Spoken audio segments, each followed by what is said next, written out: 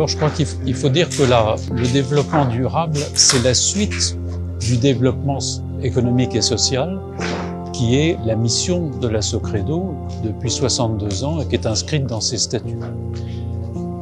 L'idée de rajouter le concept de durable, c'est-à-dire de respect de l'environnement, des ressources naturelles, de la biodiversité, de la lutte contre le réchauffement climatique, elle s'impose par l'actualité.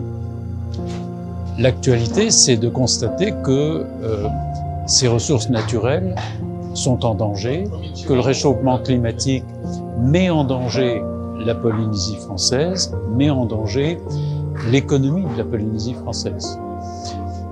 Ça, c'est la première raison pour laquelle la Socredo ne peut pas ne pas s'intéresser au financement du développement durable.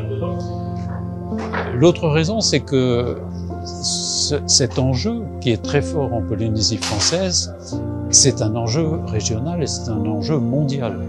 La communauté internationale, dans son ensemble, passe son temps à se préoccuper de la préservation de la biodiversité, du réchauffement climatique et des conséquences catastrophiques pour l'humanité que ces phénomènes peuvent avoir.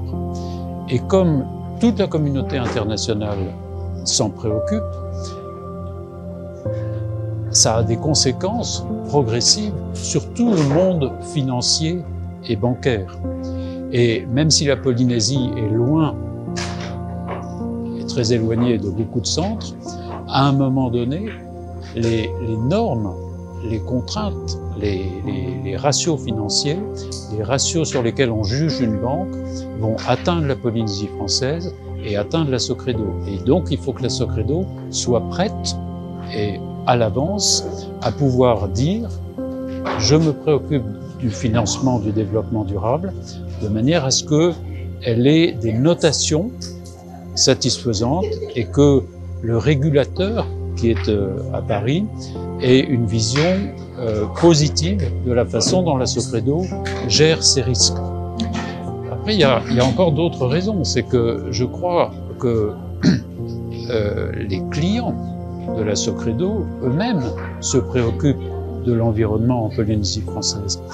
J'ajoute un dernier point, c'est que quand on a, avec Matei, élaboré cette stratégie, on a beaucoup fait participer l'ensemble du personnel de la Socredo, et ce qui a été très très frappant, c'est de voir l'adhésion extrêmement puissante de l'ensemble du personnel de la Socredo vis-à-vis d'une stratégie de développement durable.